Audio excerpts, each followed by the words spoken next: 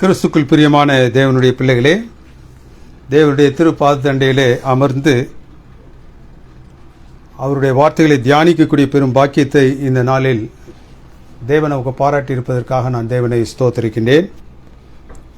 இந்த நாளின் வேத பகுதி நம்முடைய உள்ளங்களில் ஆழமாக பதியும்படியாகவும் அதன் வாயிலாக பரிசுத்த ஆவியானவர் நம்முடைய உள்ளங்களில் பேசுவதற்கு ஏதுவாக நம்முடைய மனக்கதவுகளை திறந்து வைப்பதற்காகவும் நம்முடைய சிரங்களை தாழ்த்தி பரிசுத்த ஆவியின் துணைக்காக சற்று நேரம் இறைஞ்சி நிற்போம். எங்களை அன்பாய் நேசித்து வழிநடத்தும் பரிசுத்தமிக்க பரமபிதாவே, உம்முடைய தூய நாமம் மகிமைப்படுவதாக. இந்த காலை வேளையிலும் உம்முடைய திரு பாதத்தண்டையில் அமர்ந்து உம்முடைய வேதத்தின் ஒரு சிறு பகுதியை தியானிக்கும்படியாக நாங்கள்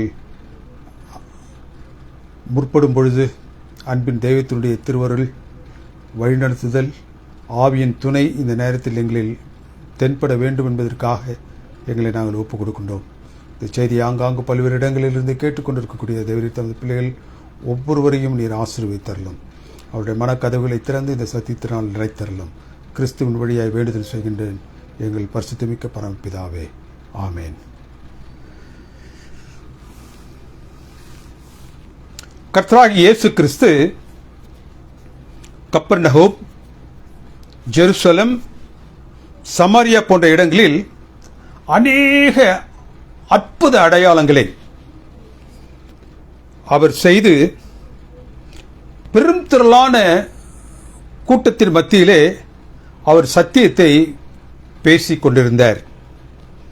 பின்பு அவர் யூதாவில் இருந்து தான் முதலாவது அற்புதத்தை செய்த அந்த இடம் கானான், அந்த கானா ஊருக்கு அவர் வந்தார்.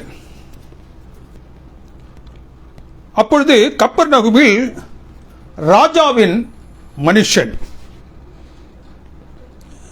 யோவான் அவரை குறித்து சொல்லும் பொழுது an official ஏரோது ஆன்டிபாஸ் ராஜாவுடைய உயர்நிலை அதிகாரி. மற்ற 100 அதிபதிகளை போன்று அல்ல, இவன் ராஜாவுக்கு ஒரு நேர்முக அதிகாரியாக செயல்பட்டு வந்தான் என்று யோவான் அவனை குறித்து பேசுகின்றார். இந்த மனிதனுக்கு அவருடைய மகன் மிகவும் அவனுடைய மரண தருவாயில் இருக்கக்கூடிய வியாதியை அவன் சந்தித்துக் கொண்டிருந்தான். தேவனுக்கு பிரியமான தேவனுடைய பிள்ளைகளே, தன்னுடைய மகன் மரண அவஸ்தைப்படுவதை தன்னால் பொறுக்க முடியாமல் மருத்துவத்தின் எல்லா பகுதிகளிலும் அவன் சென்று எப்படியாகிலும் தன்னுடைய மகனை குணப்படுத்தி விடலாம் என்ற ஆதங்கத்தில் அவன் தன்னுடைய மகனுக்காக அங்குமிங்குமாக அலைந்து கடைசியில் எந்த ஒரு முன்னேற்றமும் மருத்துவ ரீதியாக அவனுக்கு கிடைக்கப்பெறாமல் போனபடியினால்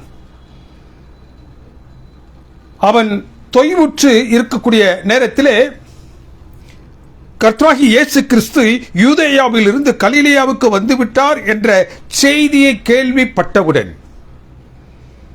அவரிடத்தில் தான் போய் பார்க்கலாம். He has cut Jesus as the last resort. கடைசியாக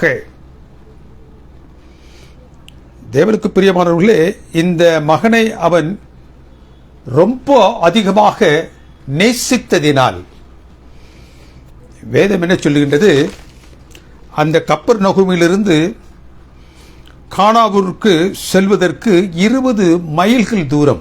அந்த காலத்தில் இது போன்ற போக்குவரத்து வசதிகள் கிடையாது. அங்கு அவர்களுக்கு அவைலபிளாக இருந்த அந்த வாகனத்தில் 20 மைல்கள் அவன் கர்த்தராகிய இயேசு கிறிஸ்துவை சென்று பார்த்து தன்னுடைய மகனை எப்படியாவது காப்பாற்றிவிட வேண்டும் என்று அவன் பிரயாசப்பட்டான். யோவானின் புத்தகம் 4வது அதிகாரம் 46வது வசனம் என சொல்கிறது, எருசலேமின் அந்த பண்டிகையின் பொழுது கர்த்தராகிய இயேசு கிறிஸ்து செய்த அநேக பல அற்புத அடையாளங்களை பார்த்து அநேக யூதர்கள் கர்த்தராகிய இயேசு கிறிஸ்துவை நேசிக்க ஆரம்பித்தார்கள். இந்த மனிதர் என்ன நினைத்தான், அது போன்ற ஒரு அற்புதம் தன்னுடைய குடும்பத்தில் தன்னுடைய மகனுக்கு நிகழ்ந்து விடாதா என்ற ஒரு மன பாரத்தோடு கர்த்தராகிய இயேசு கிறிஸ்துவை சந்திக்கும்படியாக அவன் செல்லுகின்றான். தேவனுக்கு பிரியமான தேவனுடைய பிள்ளைகளே, இந்த அனுபவம் ஒருவனின் விசுவாசம் உள்ள அனுபவத்தையும் ஒருவன் எப்படி விசுவாசத்தில் முன்னோக்கி செல்லுவான் என்பதை போன்ற ஒரு நிலையையும் விசுவாசத்தின் வளர்ச்சியையும் இந்த அனுபவம் சொல்லுகின்றது. The progression of faith. இந்த progression of faithல விசுவாசத்தில் வளருதல் என்று சொல்லக்கூடிய அனுபவத்தில் 3 பகுதிகளை இந்த அருமையான அனுபவம் நமக்கு இந்த நாளில் கற்றுத்தருகிறது. முதலாவது அனுபவம், true faith in Jesus brings people unto him. உண்மையான ஒரு விசுவாசம் கர்த்தராகிய இயேசு கிறிஸ்துவின் அண்டையிலே ஜனங்களை கொண்டு சேர்க்கும். இரண்டாவதாக, a true faith in Jesus take place unto him at his word. True faith in Jesus will bring people unto him, and it will make people to take his word. உண்மையான விசுவாசத்தில் வளரக்கூடியவர்கள் முதலாவது கர்த்தராகிய இயேசு கிறிஸ்துவண்டை வந்து சேருவதற்கு ஏதுவான நிலையை அது ஏற்படுத்துகின்றது. இரண்டாவது, அந்த விசுவாசத்தின் வளர்ச்சி அவருடைய வார்த்தையில் எவ்வளவு தூரத்திற்கு ஒரு மனிதன் சார்ந்து இருக்க முடியுமோ அவ்வளவு தூரத்திற்கு அவனை அந்த வார்த்தையின் பேரில் சார்ந்து இருக்கும்படியான ஒரு நிலையை அது ஏற்படுத்துகின்றது. மூன்றாவதாக, true faith in Jesus settles once faith in him.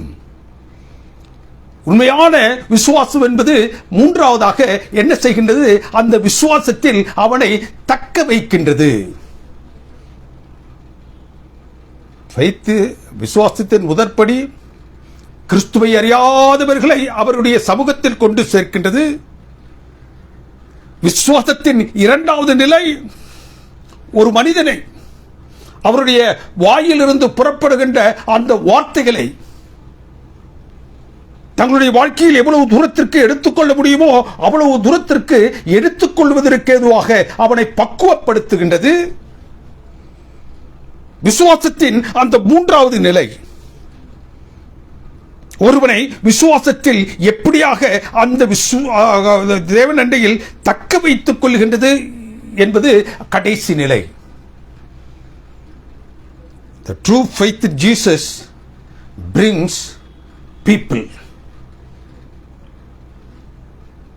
உண்மையான விசுவாசம் என்பது தேவனை அறியாத மக்களை அவர் அண்டையில் கொண்டு சேர்க்கின்றது. கிறிஸ்துவை அறியாத ஒரு மனிதன், ஒரு அரசு அதிகாரி, அவனில் ஏற்பட்டிருந்த அந்த விசுவாசம் அவர் மீதாக இருந்தது என்று சொல்வதை காட்டிலும் அவர் செய்யக்கூடிய அற்புத அடையாளங்களின் மீதாக அது அதிகமாக இருந்துச்சு. எல்லா மருத்துவத்தையும் நம்பி தோல்வியுற்ற அவன் கிறிஸ்துவை சந்திக்கும்படியாக தீர்மானித்து அவரிடத்தில் போய் தன்னுடைய மகன் நோயுற்று கிடக்கின்றான், மரண தருவாயில் கிடக்கின்றான், அவனை சுகமாக்க வேண்டும் என்று வேண்டினான். The true faith brings people unto Jesus. கிறிஸ்துவண்டை அவர் செய்யக்கூடிய அந்த அற்புத அடையாளங்கள் வழியாக அநேகரை விசுவாசம் என்ன செய்கிறதா, கொண்டு சேர்க்கின்றது. அவரை சந்திக்க வருகிறவர்கள் அவரை அல்ல, அவரிடமாக காணப்படக்கூடிய அந்த வித்தியாசமான அற்புத அடையாளத்தையே காண விரும்பினார்கள். கர்த்தராகிய இயேசு கிறிஸ்து அவனை நோக்கி என்ன சொன்னார்? நீங்கள் அடையாளங்களையும் அற்புதங்களையும் காணாவிட்டால் என்னை விசுவாசிக்க மாட்டீர்கள். நீங்கள் என் மீது காட்டக்கூடிய விசுவாசம் என் மீதாக இருக்கின்றது என்பதை காட்டிலும் நான் செய்யக்கூடிய அற்புதங்கள் அடையாளங்களின் மீதாகத்தான் இருக்கின்றது என்பதனை அவர் சுட்டி காட்டினார் அவர்களுக்கு. நீங்கள் என் மீது காட்டும் விசுவாசமே உங்களை என்னென்றை ஈர்க்கும். என்னென்றை உங்களை ஈர்ப்பதற்காகவே இது போன்ற அற்புத அடையாளங்களை நான் செய்கின்றேன். தேவனுக்கு பிரியமானவர்களே, அற்புத அடையாளங்களே நான் உங்களுக்கு பாராட்டக்கூடிய அற்புதங்கள். அற்புதங்களை வைத்து அற்புதங்களுக்காக விசுவாசிப்பதல்ல விசுவாசம். என்னை விசுவாசிப்பதினால் ஏற்படக்கூடிய அற்புதம் தான் விசுவாசத்தை உங்களிலும் உங்களை என்னிலும் கொண்டு சேர்க்க வல்லது.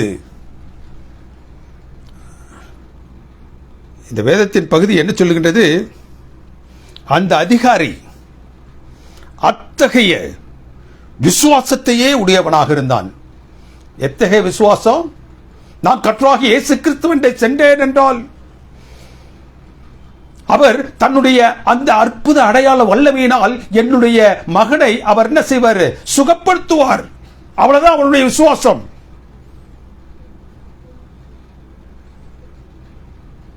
அற்புதங்களை கண்டால் மாத்திரமே விசுவாசிப்பீர்கள். உங்கள் விசுவாசத்துக்கான அடையாளமே அதுவாய் போய்விட்டது. Your level of faith is only this. அது இல்லை என்றால் நீங்கள் என்னையும் விசுவாசிக்க மாட்டீர்கள். கர்த்தராகிய இயேசு கிறிஸ்து மனவியாகுலத்தோடு அவனோடு பேசுகின்றார். அந்த அதிகாரி, அந்த ராஜாவினுடைய மனுஷன் அவரிடத்தில் அற்புதத்தை தேடி வந்து நின்றான்.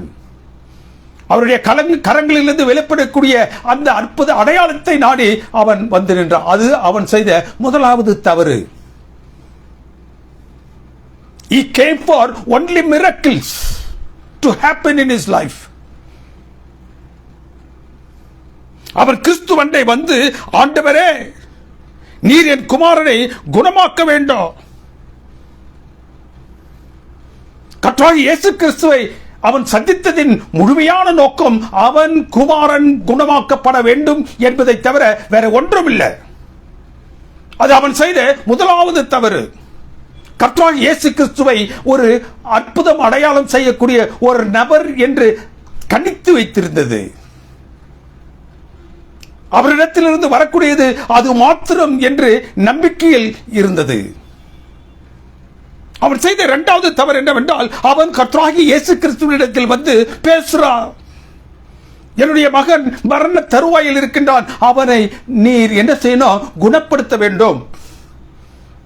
இதோடு அவன் நிறுத்திருக்கணும். அவன் என்ன சொல்றான்? நீர் அவனை குணப்படுத்துவதற்கு என்னுடைய வீட்டிற்கு வர வேண்டும். இது அவன் செய்த இரண்டாவது தவறு. கர்த்தராகிய இயேசு கிறிஸ்துவை எப்பொழுது போல நீர் என்னுடைய வீட்டிற்கு வர வேண்டும் என்று அவன் அழைத்திருந்தால் அது வேறு மாறி.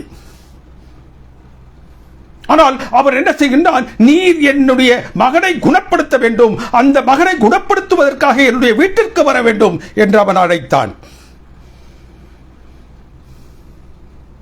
அவனுக்கு என்ன? கிறிஸ்து என்ன செய்து கொண்டிருந்தாலும், அவர் என்ன பணியில் இருந்தாலும் அது குறித்து அவன் கவலை கொள்ளவில்லை. என்னுடைய மகன் என்ன செய்யணும்? சுஸ்தமடைய வேண்டும், ஆகவே நீர் என்னுடைய வீட்டிற்கு வர வேண்டும். அவனுடைய தொனியில் அந்த அதிகாரம் இருந்துச்சு. ராஜாவிற்கு அடுத்த நிலையில் வல்லமை பொருந்திய ஒரு நபராக நான் இந்த அரசில் இருக்கும் பொழுது அவர் என்னுடைய வார்த்தைக்கு கட்டுப்பட்டு வருவார். தேவனுக்கு பிரியமானவர்களே, அவரில் இருக்கக்கூடிய அந்த அற்புத அடையாளம் செய்யக்கூடியவர் என்பதை காட்டிலும் அதற்கு மேலாக கர்த்தராகிய இயேசு கிறிஸ்துவிடம் இருக்கக்கூடிய அந்த மகத்துவத்தை அவன் உணரவில்லை. He is not only a healer, he is a savior. He does not know he is more than a leader, he is a healer. He is a savior. வியாதியை குணப்படுத்தக்கூடிய ஒரு நபர் மாத்திரமல்ல, வியாதியை குணப்படுத்தக்கூடிய வல்லமையை அற்புத அடையாளங்களின் மூலமாக செய்யக்கூடியவர் என்பது மாத்திரம் அல்ல, அவரில் இருந்த அந்த மகத்துவத்தை அவன் உணரவில்லை, அறியவில்லை. என்ன மகத்துவம்? He saves people. He is our savior. இன்றைய கிறிஸ்தவ உலகத்தில் அவரை ஒரு குணமாக்குபவர், நெருக்கடி, தொல்லை, துன்பங்கள், கஷ்டங்கள், வியாதிகளில் இருந்து எனக்கு விடுதலை கொடுப்பவர், என்னை மீட்க வல்லவர். இன்றைய கிறிஸ்தவ உலகம் கர்த்தராகிய இயேசு கிறிஸ்துவை அந்த கோணத்தில் வைத்துத்தான் பார்த்துக் கொண்டிருக்கின்றது. எப்படியாக இந்த மனிதன் அவரை பார்த்தது ஒன்று, அவருடைய தேவைக்கு அவனுக்கு தேவைப்பட்டது ஒன்று. இன்றைய உலகம் கர்த்தராகிய இயேசு கிறிஸ்துவை அந்த கோணத்தில் தான் வைத்து பார்க்கின்றது. He must heal us. He must deliver us from all the dangers. He must provide us. He must do this and that to us.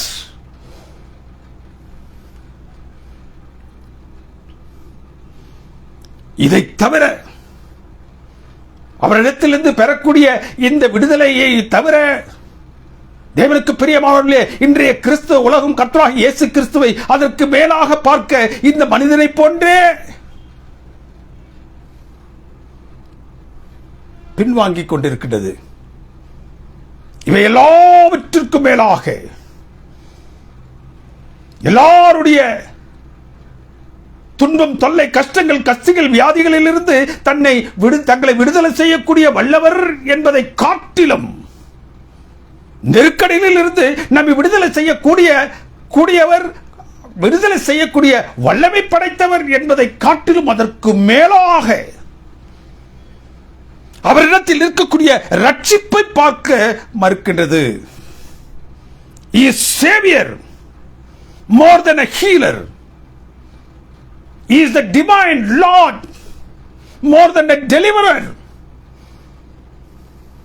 இரட்சகராக அவரை அவன் கண்டிருந்தால் அவன் தன்னையும் தன் இல்லத்தாரையும் ரட்சிக்கும்படியாக அவன் அழைத்திருப்பான். என்னுடைய மகன் என்னுடைய இல்லத்திலே வியாதியாய் படுத்திருக்கின்றான், நீர் அவனை வந்து எழுப்ப வேண்டும் என்று அவரிடத்தில் அவன் என்ன சொல்கின்றான்? அந்த அற்புதத்தினால் அவனுடைய மகன் எழ வேண்டும் என்பதற்காக அவரை அவன் அழைத்தானே தவிர அவரில் இருக்கக்கூடிய ரட்சிப்பை அவன் பார்க்கவில்லை. He wanted only his son to be healed. He wanted only the miracle should happen, not more than that. He was very much absent in looking at Jesus as a savior. இரட்சகராக அவன் அவரை கண்டிருந்தால் அவன் தன்னையும் தன்னுடைய இல்லத்தாரையும் ரட்சிக்கும்படியாக என்னுடைய இல்லத்திற்கு வாரும் என்று அவன் அழைத்திருப்பான். பவுலிடமாக கேட்ட அந்த சிறை அதிகாரியை போன்று நான் ரட்சிக்கப்படுவதற்கு என்ன செய்ய வேண்டும் என்று கேட்டிருப்பான். இரண்டாவதாக கர்த்தராகிய இயேசு கிறிஸ்துவை அவரை அவன் ஒரு தீர்க்கதரிசியாகவும் பார்க்கவில்லை, ஏற்றுக்கொள்ளவில்லை. அதே அதிகாரத்தில் 44வது வசனம் என்று சொல்லுது, ஒரு தீர்க்கதரிசிக்கு சொந்த ஊரிலே கனம் இல்லை என்று கர்த்தராகிய இயேசு கிறிஸ்துவே அங்கு என்ன செய்கிறாரு சொல்றார். 45வது வசனம் என்று சொல்லுது, யூதர்களும் எருசலேமிலே செய்த எல்லா அற்புத அடையாளங்களையும் வைத்து அவரை ஏற்றுக்கொண்டார்கள். யூதர்களும் அவரை ஏற்றுக்கொண்ட யூதர்களும் அவர் ஒரு தீர்க்கதரிசி என்றல்ல, அவர் ஒரு மேசியா என்றல்ல, அவர் ஒரு இரட்சகர் என்றும் அல்ல. அவரை அற்புதம் அடையாளம் செய்யக்கூடிய ஒரு நபர். என்னில் எந்த பிரச்சனை இருந்தாலும் அந்த பிரச்சனையிலிருந்து என்னை விடுவிக்கக்கூடியவர். நான் எவ்வளவு தூரத்திற்கு வியாதியினால் பாதிக்கப்பட்டிருந்தாலும் என்னை தொட்டு எழுப்பக்கூடிய அற்புதமான வல்லமை அவரிடத்தில் உண்டு. அந்த அற்புத அடையாளங்களை வைத்துத்தான் கர்த்தராகிய இயேசு கிறிஸ்துவை அவர்களும் அவருக்கு பின்னாக வந்த யூதர்களும் அவரை ஏற்றுக்கொண்டார்கள். இந்த மனிதனும் அவரை ஒரு இரட்சகர் என்றோ தீர்க்கதரிசி என்றோ தன் வீட்டிற்கு அவன் அழைக்கல. ஆகவே இந்த வசனத்தில் கர்த்தராகிய இயேசு கிறிஸ்து பேசும்பொழுது அவனுக்கு மாத்திரம் சொல்லவில்லை, அங்கு கூடியிருந்த எல்லாருக்குமாக அவர் சொன்னார். நீங்கள் என்னை அல்ல, நான் யார் என்பதை நினைத்தல்ல, நான் என்ன அற்புதங்களை எல்லாம் செய்வோனோ அதை வைத்தே நீங்கள் என்ன செய்கிறீங்க, என் பக்கத்தில் இருக்கின்றீர்கள், என்னை அழைக்கின்றீர்கள். I am more than that. You only believe in my miracles performance.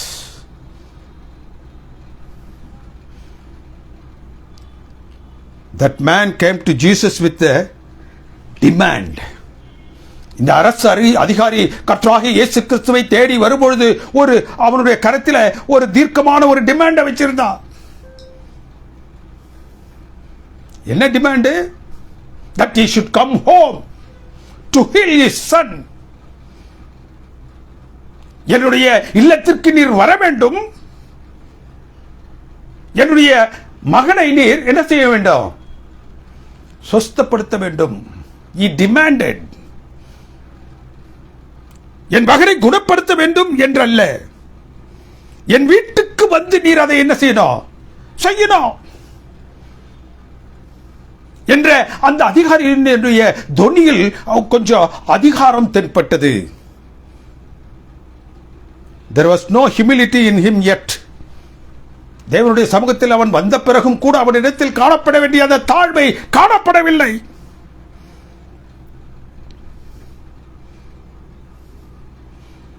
அவன் கிறிஸ்துவிடமாக இருந்து பெற வேண்டிய சுகத்தை பெறுவதற்கு தான் என்ன நினைத்து வந்தானோ அந்த வழியில் அவர் அவனுடைய அந்த அந்த விண்ணப்பத்தை அவர் ஏற்று செய்ய வேண்டும் என்று ஆசைத்தான். கிறிஸ்துவண்டை வந்து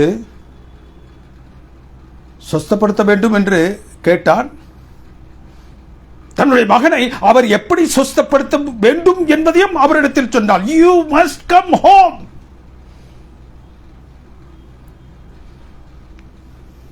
இன்றைய கிறிஸ்துவ உலகம் கிறிஸ்துவை ஒரு அற்புத அடையாளங்கள் செய்பவர் என்றும், இரண்டாவது அந்த அற்புத அடையாளங்களை தாங்கள் நினைக்கும் வண்ணமாக,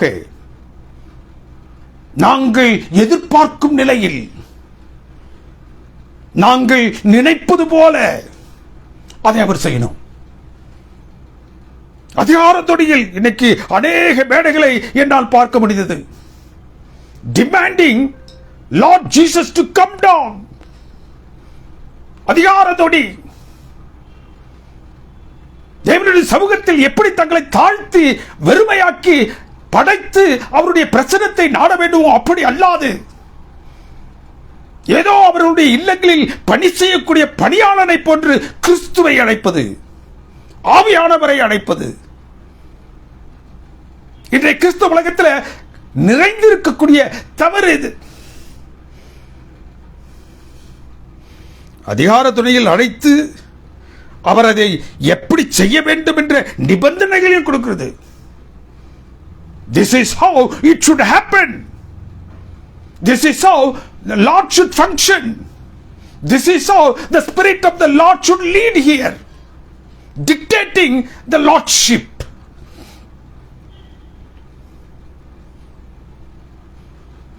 நாம் அழைக்கும் வண்ணமாக அவர் வர வேண்டும். நாம் அவர் அதை எப்படி செய்ய வேண்டுமோ அப்படி செய்யும்படியாக அவர் வர வேண்டும். நிர்பந்திக்கின்றோம். இந்த அதிகாரி அவரை அவனுடைய வீட்டுக்கு வந்து சொஸ்தப்படுத்த சொல்ல போன்றது. ஆனால் கர்த்தராகிய இயேசு கிறிஸ்து என்ன செஞ்சார்? தான் என்ன நினைத்தாரோ அப்படிதான். அவருடைய விசுவாசத்தை அவர் அங்கீகரித்தார். கர்த்தராகிய இயேசு கிறிஸ்துவில் சுத்தப்படுத்தக்கூடிய ஒரு பெரிய வல்லமை உண்டு. நான் அவரை சென்று சேர்ந்து என்ன செய்யணும்? என்னுடைய மகனை காப்பாற்றும்படியாக அவரிடத்தில் நான் பணிந்து கொள்ள வேண்டும் என்று வந்த அந்த நோக்கத்தை கர்த்தராகிய இயேசு கிறிஸ்து அறிந்து அவர் என்ன செய்யறாரு? அவனுக்கு உதவி செய்யும்படியாக, அவருடைய வேண்டுதலை நிறைவேற்றும்படியாக அவர் தன்னை ஒருமுகப்படுத்தி அவர் காத்து கொண்டிருக்கும் பொழுது அவர் இடத்துல அவன் என்ன செய்யறான்? நீ என்னுடைய வீட்டிற்கு வர வேண்டும். I want to get my son healed, but that should happen only when you come home. என்னுடைய இல்லத்திற்கு நீர் வந்து அதை செய்ய வேண்டும். God does not approve all this demanding. Nobody can demand anything from the Lord. But He wants to help us out. எந்த நிலையில் நாம் அவரிடத்தில் செல்லுகின்றோமோ அந்த நிலையை அவர் பார்த்த மாத்திரத்தில் தானே நமக்கு என்ன செய்ய வேண்டுமோ அந்த தீர்மானத்தை தன்னில் எடுத்தவராக வைக்கின்றார். அநேக நேரங்களில் அவரை நம்ம எப்படி அழைக்கிறதுன்னு நமக்கு தெரியாம போயிடுது. This man wanted Jesus to come his home, but this portion of the scripture says that Jesus had another plan of going instead of going. இந்த மனுஷன் அவரிடத்தில் வந்து என்னுடைய இல்லத்திற்கு வந்து நீர் அவனை சொஸ்தப்படுத்த வேண்டும் என்று கேட்ட மாத்திரத்தில் அவனுடைய மகனை சொஸ்தப்படுத்துவதற்கு எல்லா நிலைகளிலும் ஆயத்தமாக இருந்த கர்த்தராகிய இயேசு கிறிஸ்து அவன் சொல்லிய வண்ணமாக அல்ல. இந்த வேதத்தின் பகுதி என்ன சொல்கின்றது? அவனை சொஸ்தப்படுத்த வேண்டும் என்று அவர் தன்னில் ஒரு தீர்மானத்தை தன்னுடைய வழியில் அவர் எடுத்து வைத்திருந்தார். அவன் தன் கண்களால் அவர் அற்புதத்தை பார்த்து விசுவாசிக்க வேண்டும் என்று அவன் விரும்பினான். He wanted to see Christ performing this miracle. கண்களால் பார்க்கணும். அவன் அவரை விசுவாசிப்பதற்கு, அவர் சுகமளிக்கும் வல்லமையை தன் கண்களுக்கு முன்பாக அவன் வைத்து பார்க்க வேண்டும் என்று விரும்பினான். அப்போதுதான் அவன் என்ன செஞ்சான்? தன்னில் இருக்கக்கூடிய விசுவாசத்தை அவன் என்ன செஞ்சான்? டெஸ்ட் பண்ணி பார்க்கிறான். அவருடைய விசுவாசம் எப்படி இருந்துச்சு? கர்த்தராகிய இயேசு கிறிஸ்து தன் கண்களுக்கு முன்னதாக என்ன செய்கிறாரோ அதை அவர் செய்தால் நான் அவரை விசுவாசிப்பேன். He wanted to see himself. ஆனால் கிறிஸ்து அவனை தன் சொந்த வழியில் அவன் சொல்லிய பிரகாரம் அல்லாது அவனை சொஸ்தப்படுத்துறாரு. இந்த அற்புத அடையாளங்களின் மூலமாக அல்ல. But he healed. அந்த சிறுவனை அவர் சொஸ்தப்படுத்தினார். எந்த வழியில் இவர் சொஸ்தப்படுத்துவார் என்று அவன் அங்கு இருப்பவர்கள் சொன்னார்களோ அந்த வழியில் அல்ல. அவர் எருசலேமில் சென்று செய்த அநேக பல அற்புதங்களை கண்டு யூதர்கள் எல்லாருக்கும் பின்பாக வந்தார்கள். ஆக அந்த அற்புதங்களுக்காக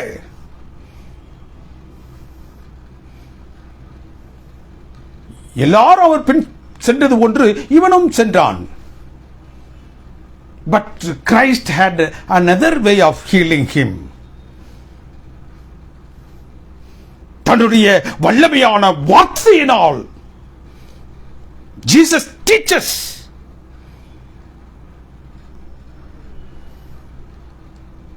As to how one should believe without sight. கண்டால் பார்த்தல்ல, கண்டால் பாராமல் வைத்திருப்பது தான் விசுவாசம். கண்டு விசுவாசிப்பதல்ல, காணாமல் விசுவாசிப்பது. விசுவாசம் நம்பப்படுகிற உறுதியும் காணப்படாதவர்கள் நிச்சயமாக இருக்கின்றது. காணப்படாதவைகளின் நிச்சயத்தை தான் இந்த மனுஷனை இவனில் அவர் காண விரும்பினார். விசுவாசத்தின் அடுத்த பகுதிக்கு போயிட்டார். விசுவாசத்தின் முதற் பகுதியில் இப்போது அவர் அவனை டீல் பண்ணிட்டு இருந்தார். இப்போது அவனுக்கு அந்த சிறுவனை அவர் சுகப்படுத்துவது விதத்தில் அவர் என்ன செய்யறாரு, இந்த மனிதனை அந்த விசுவாசத்தின் அடுத்த பகுதிக்கு கொண்டு வரார். காணாமல் விசுவாசிக்கக்கூடிய அந்த பகுதிக்கு அவர் கொண்டு வரார். Christ shows his progression of faith. விசுவாசத்தின் வளர்ச்சியை அவனில் என்ன செய்கின்றாரு, கொண்டு வர ஆசிக்கின்றார். விசுவாசத்தின் அடுத்த லெவல் முன்னேற்றத்தை அவனுக்கு அவர் காண விரும்புகின்றார். விசுவாசத்தின் இரண்டாவது லெவல் கிறிஸ்து காண நினைத்தது, true faith in Jesus is nothing but taking him as at his word. The true faith in Jesus is nothing but taking him at his word. கர்த்தராகிய இயேசு கிறிஸ்துவை அவருடைய வார்த்தையின் மூலமாக ஏற்றுக்கொள்வது, அவர் சொல்ல ஆகும் கட்டளையிட நிற்கும். அவருடைய வாயிலிருந்து புறப்படுறதான அந்த வார்த்தையின் மூலமாக அவரை பற்றிக்கொள்வது. விசுவாசத்தின் முதல் படி இந்த மனுஷனது அனுபவத்தில் என்ன பார்க்கின்றோம், அவன் என்ன செய்யறான், அவரிடத்தில் என்னுடைய மகன் என்ன செய்ய வேண்டும், சுகப்படுத்தப்பட வேண்டும். Someone coming unto Jesus for healing. கர்த்தராகிய இயேசு கிறிஸ்துவிடத்தில் அந்த சுகப்படுத்தக்கூடிய வல்லமை உண்டு என்று கண்டு அவரிடத்தில் வருவது, விசுவாசித்து வருவது முதற்படி. இரண்டாவது படி, அவர் எடுத்து சென்று வைக்கக்கூடிய இரண்டாவது படி என்னவென்றால், இந்த வேதத்தில் அனுபவம் என்று சொல்லுகின்றது, அவருடைய வார்த்தையில் விசுவாசிப்பது. அவருடைய வாயிலிருந்து புறப்படுகிறதான அந்த வல்லமையான வார்த்தையில் நாம் ஸ்திரமாக இருக்க கற்றுக்கொள்வது. அதே அதிகாரத்தில் 50வது வசனம் என்ன சொல்கிறது, Jesus said unto him, Go, your son will live. நீ போகலாம், உன் குமாரன் பிழைத்து இருக்கிறான் என்றார். நான் உன்னுடைய வீட்டுக்கு வரல, ஆனாலும் உன் குமாரன் பிழைத்திருக்கின்றான், அவன் சுகமடைந்து விட்டான். 20 மைல் தூரத்தில் இருக்கக்கூடிய அவனுடைய மகன் சுகமாகி விட்டான் என்று இந்த கர்த்தராகிய இயேசு கிறிஸ்துவிற்கு எப்படி தெரியும்? அவர் எப்படி சொல்லுகின்றார்? அப்பொழுது அவன் உணர்கின்றான், அவருடைய வார்த்தையில் இருக்கக்கூடிய வல்லமை அவனில் என்ன செய்கின்றது, தென்படுகின்றது, உணர்ச்சி அவனுக்கு உண்டாகின்றது. அவர் தன்னுடைய கரங்களினால் செய்யக்கூடிய அற்புத அடையாளங்களை காட்டிலும் தன்னுடைய வார்த்தையில் சுகப்படுத்த வல்லவர் என்ற ஒரு நிலையை இப்பொழுது அவன் என்ன செஞ்சா, கற்றுக்கொண்டான். அவருடைய விசுவாசத்தின் முதற் பகுதி என்ன சொல்லிட்டு, அவர் என்ன செய்வார், அற்புத அடையாளின் மூலமாக அவனை தொட்டு அவனுக்கு செய்ய வேண்டியதை செய்து அவனை சுகப்படுத்துவார் என்று அவன் நினைத்தான். அது அப்படி அல்லாது போகும் பொழுது அவருடைய மனம் தளராமல் அவன் என்ன செய்யறான், அவரிடத்தில் இருக்கும் பொழுது, நீ போ, உன்னுடைய மகன் பிழைத்திருப்பான். அவருடைய வாயிலிருந்து உதிர்த்த அந்த வார்த்தைகளை கேட்ட மாத்திரத்தில் அந்த வார்த்தைகளுக்கு அவன் தன்னை என்ன செஞ்சான், ஒப்பு கொடுத்தான். He took his word as it is. அவர் செய்யக்கூடிய அற்புத அடையாளங்களை காட்டிலும் அவரது வார்த்தைகள் வல்லமையானது என்பதை அவன் அங்கு கண்டு கொண்டான். அவன் தன் அற்புத அடையாள வல்லமையினால் நேரில் வந்து அவனை தொட்டு சுகப்படுத்த மட்டுமே வந்தால் மட்டுமே சுகம் கிடைக்கும் என்று அது நாள் வரைக்கும் அவன் நினைத்துக் கொண்டிருந்தவன் இப்போது அவருடைய வார்த்தையிலிருந்து எழக்கூடிய வல்லமையை அவன் அறிந்தான். தேவனுக்கு பிரியமானவர்களே, ஒருவேளை அவனுடைய வார்த்தைக்கு கர்த்தராகிய இயேசு கிறிஸ்து இணங்கி அவனுடைய இல்லத்திற்கு சென்று அவன் நினைத்த பிரகாரமாக அவனை தொட்டு பரலோகத்தின் தேவனிடத்தில் இவனுக்காக தான் கொடுக்கப்பட வேண்டிய அந்த சுகத்தை கொடுப்பதற்கான வல்லமை அவரிடத்திலிருந்து பெற்று அவனை அவர் எழுப்புவார் என்று அவன் நினைத்தான். சுகப்படுத்தல் என்பது நோவு படுக்கையில் இருந்து எழுப்புவது. இங்க கர்த்தராகிய இயேசு கிறிஸ்து அவரிடத்தில் என்ன சொன்னார்? நீ போகலாம், உன்னுடைய மகன் பிழைத்திருப்பான், சுகப்பட்டிருப்பான் என்று அவர் அங்கு சொல்லவில்லை. சுகப்படல் என்பது நோவு படுக்கையில் இருந்து எழுப்புவது, பிழைத்திருப்பான் என்பது பிழைப்பூட்டுவது, சாவு படுக்கையில் இருந்து எழுப்புவது.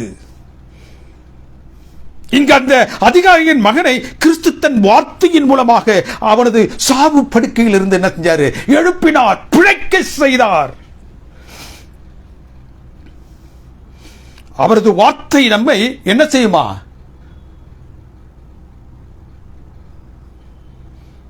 தேவனுக்கு பிரியமானவர்களே, அது எவ்வளவு வல்லமை படைத்தது தெரியுமா? அவர் அற்புதம் செய்யக்கூடிய அந்த வல்லமை அவர் அந்த இடத்திற்கு சென்று தொட்டு ஜெபித்து செய்யக்கூடிய அந்த வல்லமையை காட்டிலும் அவருடைய வார்த்தையில் இருக்கக்கூடிய வல்லமை வலிமையானது.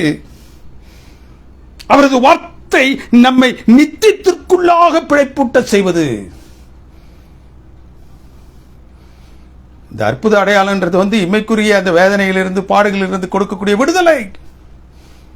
அவருடைய வார்த்தையினால் கிடைக்கக்கூடிய தேவனுக்கு பிரியமானவர்களே, விடுதலை என்பது நித்தியத்திற்கு உரியது,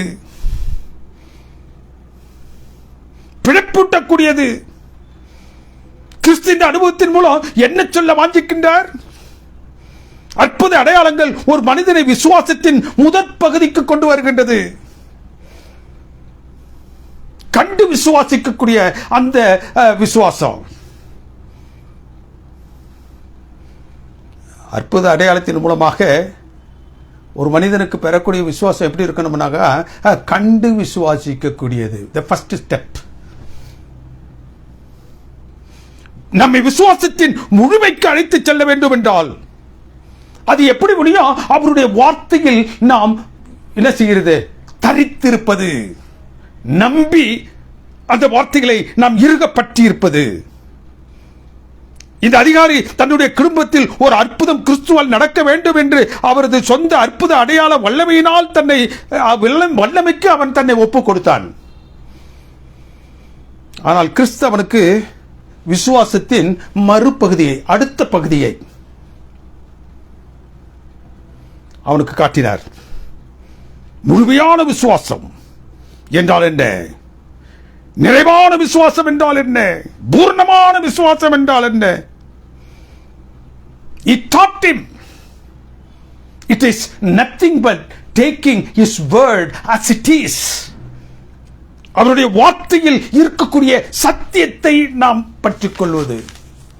That next level of faith. அந்த வார்த்தைக்கு அவனை ஒப்புக் கொடுக்க விரும்பினார். அதே அதிகாரத்தில் 50வது வசனத்தை வாசித்தீங்கன்னா, நீ போகலாம், உன் குமாரன் பிழைத்திருக்கின்றான் என்ற வார்த்தையை அவன் விசுவாசித்து அவன் என்ன செஞ்சானா? அந்த இடத்தை விட்டு சென்றான்.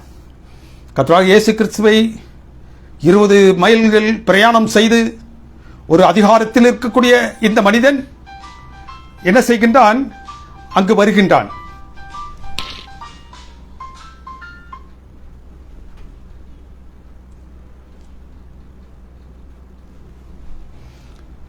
வருகின்றான்.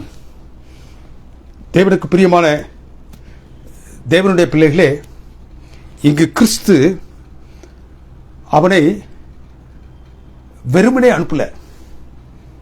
நான் வரவில்லை என்று சொன்னார். அதோடு அவர் என்ன செய்யல? நிறுத்தில்லை. அவனிடத்தில் அவர் என்ன சொல்றாரு? நான் வரவில்லை, ஆனால் நீ போகலாம். நீ எதற்காக என்னை பார்க்கும்படியாக வந்தாயோ அந்த காரியம் அங்கு நிகழ்ந்து விட்டது. அவன் பிழைத்திருப்பான், போ.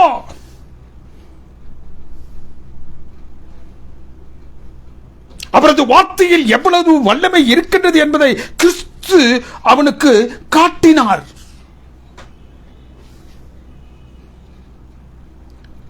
வசனம் 51 அவன் போகையில். Christ wants to teach him how powerful my word is.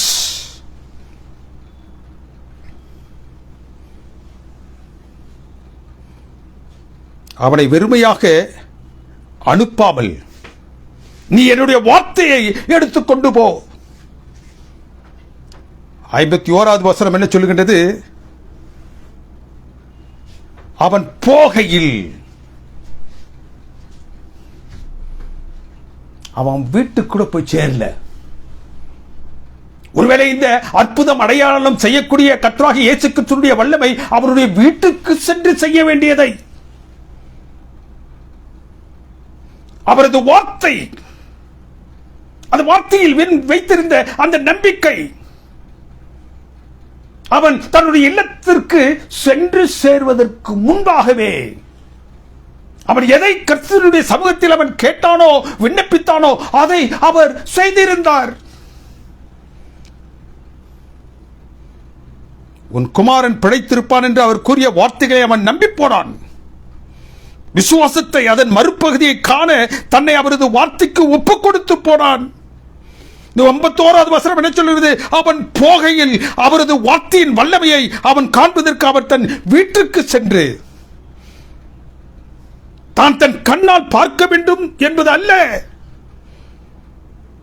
அவரது வார்த்தையை விசுவாசித்தால் மாத்திரம் போதும். வழியிலேயே, on your way, நீ எதை காண வேண்டும் என்று வாஞ்சித்து செய்கின்றாயோ அந்த காரியம் நீ வாஞ்சித்து செல்லக்கூடிய அந்த வழியிலேயே உன்னை தேடி வரும். நீ எதை எதிர்பார்த்து தேவனுடைய சமூகத்தை நீ நாடி வந்தாயோ அந்த result will come and see you on your way.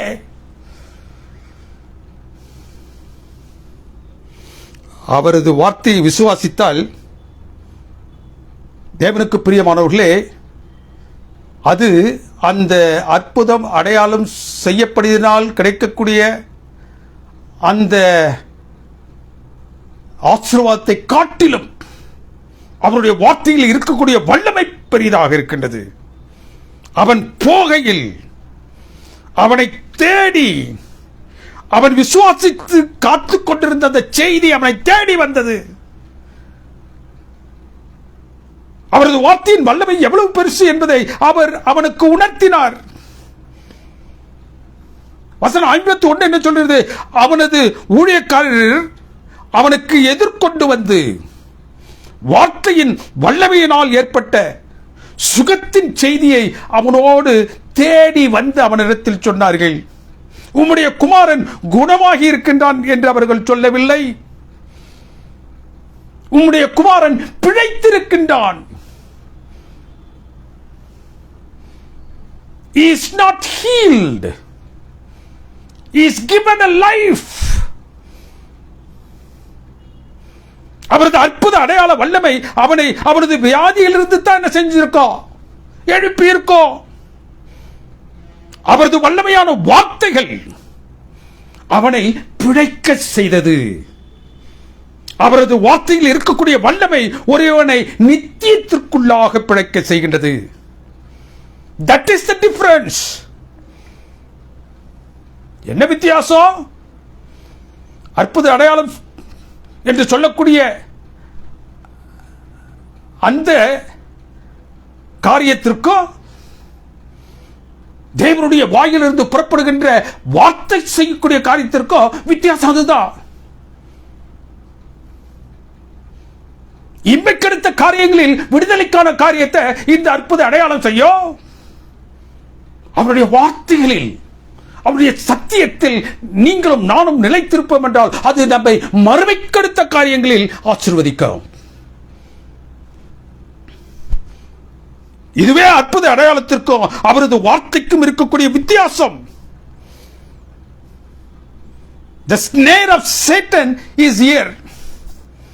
ஒரு தந்திரத்தை சத்துருவாகிய சாத்தான் இந்த இடத்துல கொண்டாந்து வைக்கிறான்.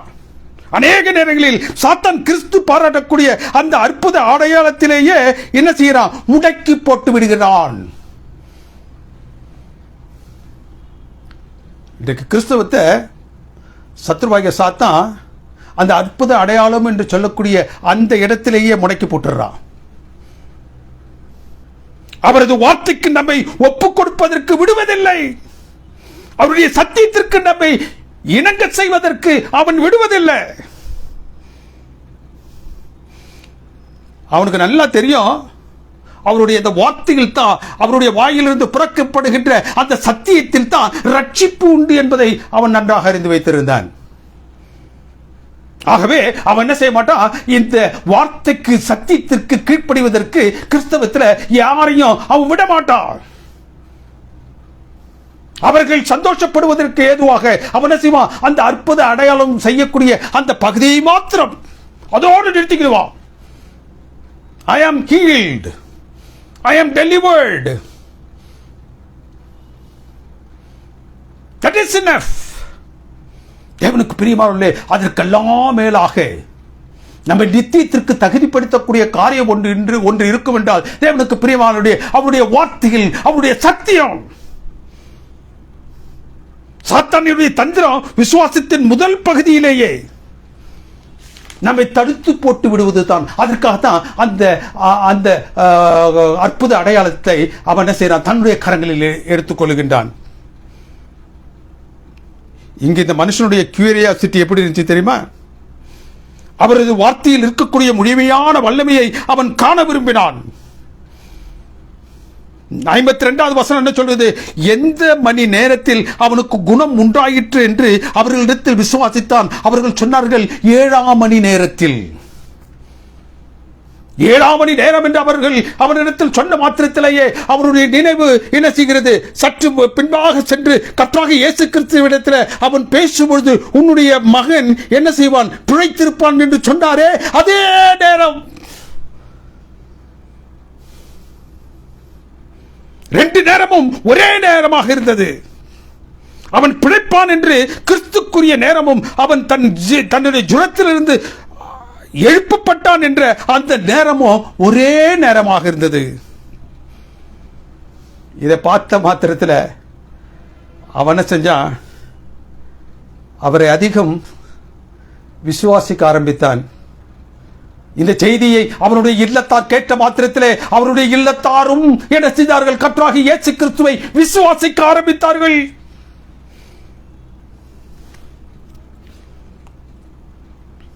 கர்த்தராகிய இயேசு கிறிஸ்து அவனுடைய இல்லத்திற்கு வந்து அந்த மகனுடைய ஜுரத்தை தன் அற்புத அடையாளங்களின் மூலமாக போக்கியிருந்தால் தேவனுக்கு பிரியமானவர்களே, அவர்கள் நன்றி என்று சொல்லக்கூடிய வார்த்தையை உபயோகித்து முடிச்சிருப்பாங்க. தேங்க்ஸ். இந்த தேங்க்ஸுக்கும் பிரைஸ் தி லார்டுக்கும் வித்தியாசம் உண்டு.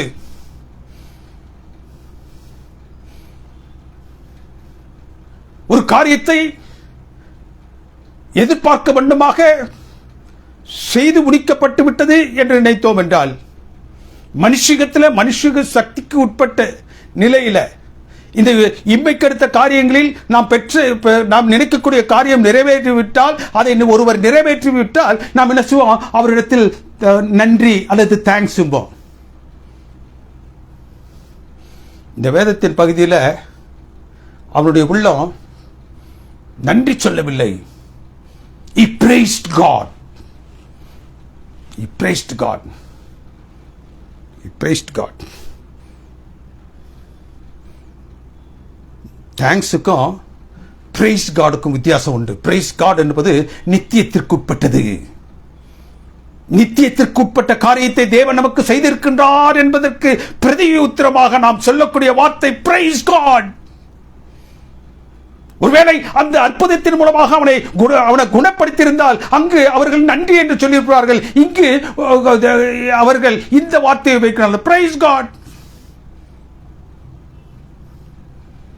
தேவனுடைய நாமம் மகிமைப்படுவதாக. அவரிடமாக புறப்பட்ட அதே நேரத்தில் இந்த மனுஷன் சொஸ்தப்படுத்தப்பட்டதால் அவர்கள் அனைவரும் விசுவாசித்தார்கள்.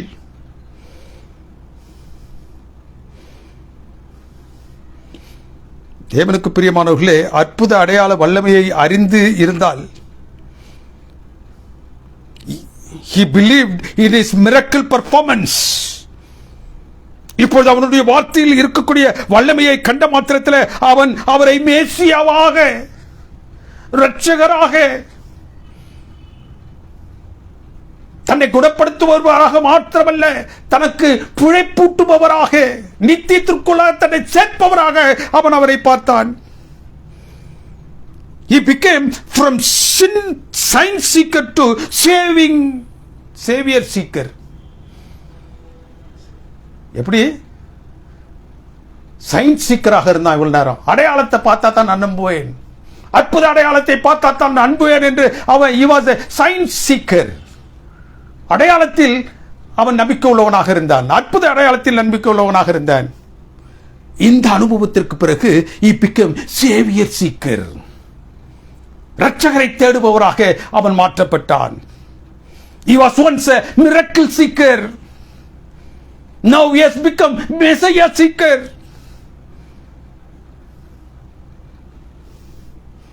இப்போது இரட்சகரை தேடுபவனாக அவன் மாறினான். From sign seeking to savior seeking. From sign seeking to salvation seeking. ரெண்டு முக்கியமான காரியங்களை அவனால் அங்கு புரிந்து கொள்ள முடிந்தது. தன் மகன் சுகம் பெற அல்லது பிழைப்பதற்கு கிறிஸ்து தன் இல்லத்திற்கு வந்தால்தான் அதை செய்ய வேண்டும் என்ற அவசியமில்லை என்பதை அவன் உணர்ந்து கொண்டான். He has the power over distance and disease. அவர் தூரத்திருந்தாலும் அதை செய்யக்கூடியவர். எவ்வளவு பெரிய வியாதியாக இருந்தாலும் அவர் செய்யக்கூடியவர். அது யாரு எது செய்யனா அவருடைய வார்த்தைகள் தான் செய்யும். அவர் எதை இந்த உலகத்திற்கு சொல்லும்படியாக வந்தாரோ அந்த சத்தியம் தான் சொல்லும். He has a power over distance. தூரமாக இருந்தாலும் சரி, வியாதியின் கொடுமை அலாதியாக இருந்தாலும் சரி, he has a power over distance and disease. அந்த வல்லமை எதில் இருக்கு? அவருடைய வார்த்தையில் இருக்கின்றது. அவருடைய வார்த்தையில் இருக்கின்றது. பிணியாளியின் அருகே வந்து தொட்டு பிதாவை நோக்கி முழங்கால் படியிட்டு அவர் ஜெபித்து அவருக்கு சுகம் கொடுக்க வேண்டும் என்ற அவசியம் கர்த்தராகிய இயேசு கிறிஸ்துவுக்கு இல்லை. Because he himself a God. His word is authoritative. If Jesus said it, it is as good as done. அற்புத அடையாளம் நிமித்தமாக ஒரு மனுஷன் பக்கத்தில் அமர்ந்து அவனை தொட்டு அவனை சுகப்படுத்தும்படியாக பரலோகத்திலிருந்து தேவனிடத்தில் அவர் ஜெபித்து பெற்று தர வேண்டிய அந்த சுகத்தை கொடுக்க வேண்டிய அப்படி கொடுக்க வேண்டிய அவசியம் இல்லை. ஏனென்றால் he himself is God. அவரே தேவன், சர்வ வல்லமை படைத்தவர், பிதாவுடைய தற்சொரூபி. he can do. His word is authoritative. வல்லமை பொருந்தியது அவருடைய வார்த்தைகள். கிறிஸ்து அவரிடத்தில் நீ போகலாம், உன் குமாரன் பிழைத்திருக்கின்றான் என்று சொன்ன அதே நேரத்தில் அவன் புறப்பட்டு வந்திருக்கலாம். இந்த பகுதியின் கடைசி தியானத்திற்குள்ளாக வந்திருக்கோம். நீ போகலாம், உன்னுடைய மகன் அங்கு பிழைத்திருப்பான் என்று சொன்ன நேரத்தில் அவன் என்ன செஞ்சிருக்கலாம்? ஓடியாந்திருக்கணும். அவனை காண்பதற்கு அவன் ஓடியாந்திருக்கணும். அப்படி நடந்து விட்டதா என்று பார்ப்பதற்கு அவன் ஓடியாந்திருக்கணும். இந்த வேதம் என்ன சொல்லுகின்றது? அவன் மறுநாள் காலையில் சென்றான். The very next day, only the next day he went. அவரது வார்த்தையின் வல்லமையால் தன் மகனுக்கு சுகம் ஏற்படுவதற்கு முன்பே அந்த சுகம் அவனுக்கு கிடைத்து விட்டதாக அவன் என்ன செய்தான்? நிச்சயித்துக் கொண்டான். When Christ says something, it is done. அவர் சொல்லிட்டாரு, இனி நான் எப்ப போய் அவனை பார்த்தால் என்ன? He will be there healed. அவருடைய வார்த்தையில் அவ்வளவு மகத்தான ஒரு நம்பிக்கையை அவன் வைத்தவனாக அங்கு காணப்பட்டான்.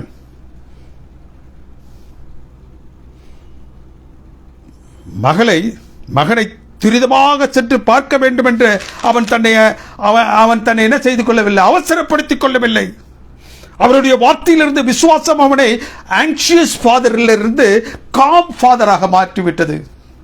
எதை செய்யலாம் இதை செய்யலாமா அங்கலாய்த்துக் கொண்டிருக்கக்கூடிய தகப்பன் என்று சொல்லக்கூடிய அந்த ஸ்தானத்திலிருந்து நிறைவான மனம் அவனுக்கு இப்பொழுது வந்துருச்சு. God has done something to me. அவருடைய வார்த்தையினால் எனக்கு என்ன செய்ய வேண்டுமோ அதை ஏற்கனவே செய்துவிட்டார். அவருடைய வார்த்தை எப்பொழுது அவர் உதித்தாரோ அந்த நேரத்திலேயே அவன் என்ன செஞ்சிட்டா, சுத்தமாகி விட்டான், பிழைத்து விட்டான். He was utterly transformed. This is the third stage of a faith, progressive faith. அவசரமாக தன் மகனை சென்று காண வேண்டும் என்ற நிலை கிறிஸ்துவை அவன் கண்டபொழுதே, அவரிடத்தில் சம்பாஷித்த பொழுதே, அவர் தன்னுடைய வார்த்தையினால் நீ போ அவன் பிழைப்பான் என்று சொல்லிய மாத்திரத்தில் தானே அது அவனில் முழுமை பெற்றுவிட்டது. இப்பொழுது கிறிஸ்துவை அவன் எப்படியாக பார்க்க வேண்டுமோ அப்படியாக பார்த்தவுடன் கிறிஸ்து அவனுக்கு எப்படியாக தோன்ற வேண்டுமோ அப்படியாக அவனுக்கு தோன்றினார். கிறிஸ்தவனை சயின்ஸ் சீக்கராக தன்னை காண விரும்பவில்லை, சேவியர் சீக்கராக. அற்புத அடையாளங்கள் நிமித்தமாக நீ என்னை இணை செய்யாத, பார்க்காத, உன்னுடைய ரட்சகராக என்ன பாரு,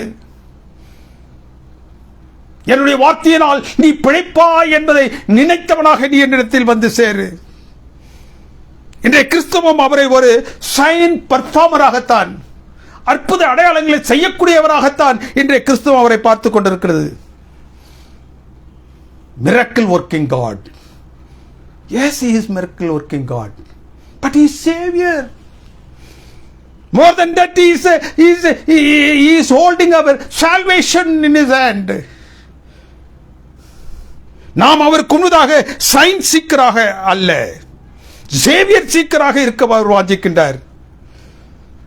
கிறிஸ்து தன் முடிய காலத்தில் அநேக அற்புத அடையாளங்களை செய்தார். அது அவர் தன்னை யார் என்று சொல்வதற்காக அதை செய்தார். வேதம் கூறுகிறது, அவர் செய்த ஒவ்வொரு அற்புத அடையாளங்களுக்கு பின்பு அவர்களை அவர் சத்தியத்திற்குள்ளாக வழிநடத்தினார். என்ன செஞ்சாரா? அவருடைய ஒவ்வொரு அற்புத அடையாளங்களுக்கு பின்பும் சத்தியத்தை என்ன செஞ்சாரு? திறப்படுத்தினார். சத்தியத்திற்குள்ளாக அவர்களை வழிநடத்தினார். He led them into truth. ஒரு மனிதனுடைய கண்களை அவர் திறந்த மாத்திரத்தில் நீ போ, ஆலயத்திற்கு போ, சப்பானியை எழுப்பிட மாத்திரத்தில் என்ன செய்யுது?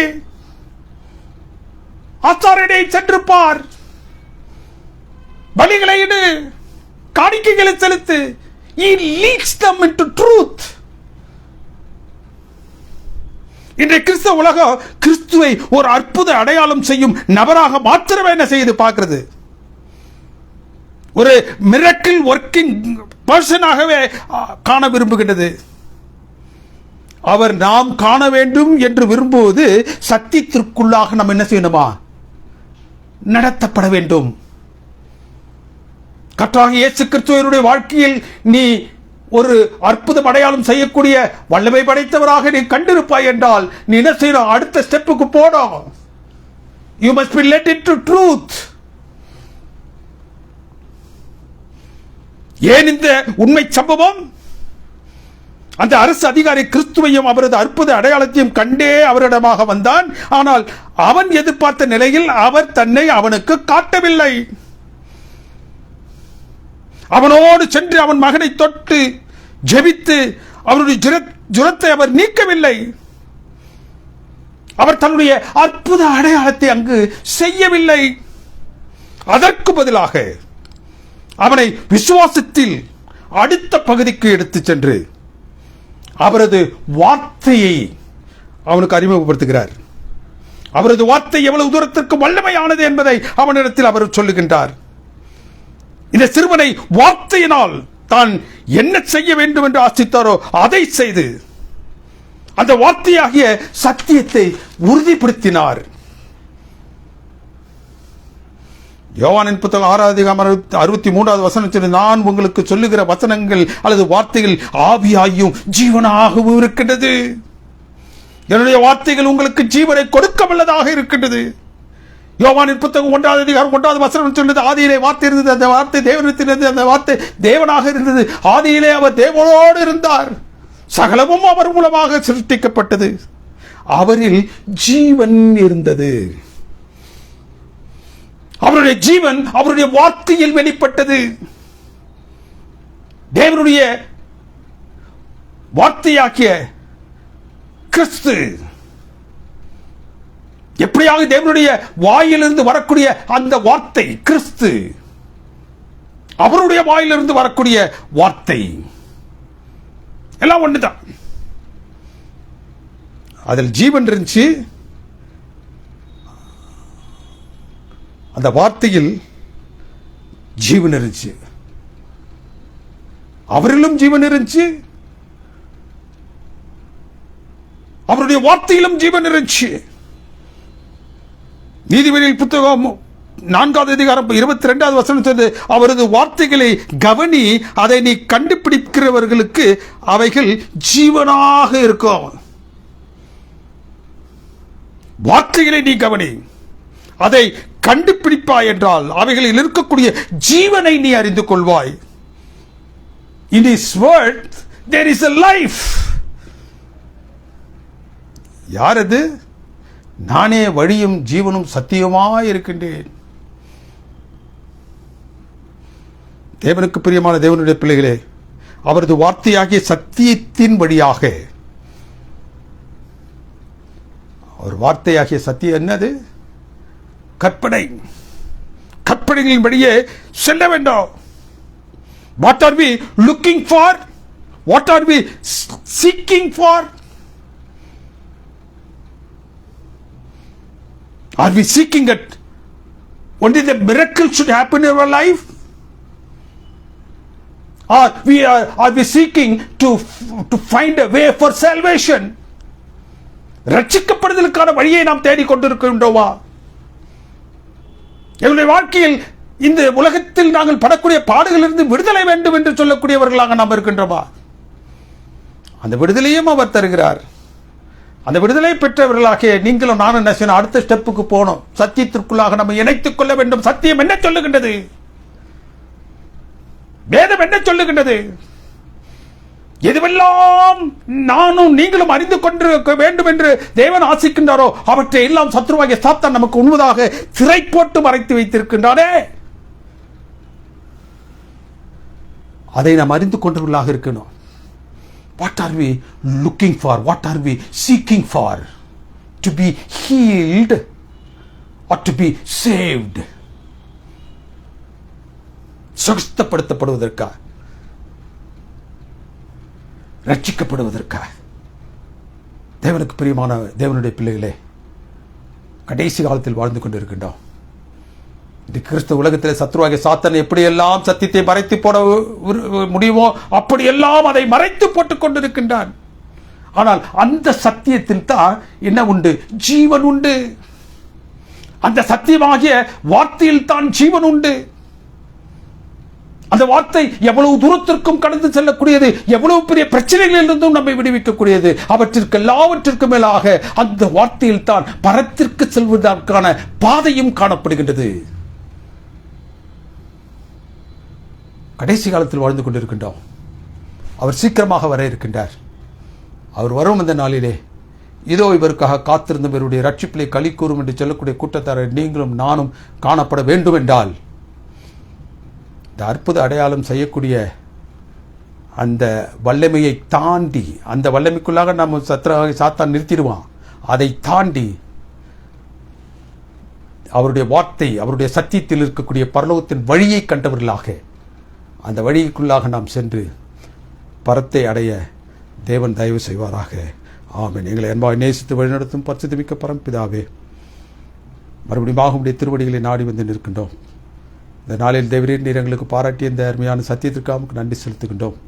இந்த சத்தியத்தை எந்தெந்த உள்ளங்களில் எப்படியாக எழுத வேண்டுமோ அப்படியாக எழுதி, அன்பின் தெய்வமே உடைய வல்லமையான வார்த்தையில் இருக்கக்கூடிய பரலோகத்தின் பாதையை நாங்கள் பற்றி கொண்டவர்களாக உம்மை நெருங்கி சேர நீர் எங்களுக்கு இரக்கம் செய்துள்ள சுவாமி. ஆங்காங்கு பல்வேறு இடங்களிலிருந்து சத்தியத்தை கேட்டுக்கொண்டிருக்கக்கூடிய பிள்ளைகள் ஒவ்வொருவரையும் நீர் ஆசீர்வித்தரலும், குடும்பமாக ஆசீர்வித்தரலும். நீர் வரும் இந்த நாளிலே தேவரீர் நாங்கள் அனைவரும் உம்முடைய கூட்டத்திலே சேர்க்கப்பட்டவர்களாக உம்முடைய ராஜ்யத்திற்காக காத்திருக்கக்கூடிய பிள்ளைகளாக இருந்து உம்மை தரிசிக்கக்கூடிய பெரும் பாக்கியத்தை அந்த வருகையின் பொழுது நாங்கள் காண கிறிஸ்துவின் நாமத்தினால் ஜெபிக்கின்றோம் எங்கள் அன்பின் பரிசுத்தமிக்க பரம்பிதாவே, ஆமென். நம்முடைய கர்த்தராகிய இயேசு கிறிஸ்துவின் கிருபையும் பிதாவுடைய அன்பும் பரிசுத்த ஆவியானவருடைய அன்பின் நைக்கும் சிநேகமும் நம் அனைவரோடும் விசேஷமாக இந்த செய்தியை ஆங்காங்கு பல்வேறு இடங்களிலிருந்து கேட்டுக்கொண்டிருக்கக்கூடிய பிள்ளைகள் ஒவ்வொருவரோடும் மீண்டும் மீண்டும் சதா சதா காலங்களிலும் இருப்பதாக. ஆமென், ஆமென்.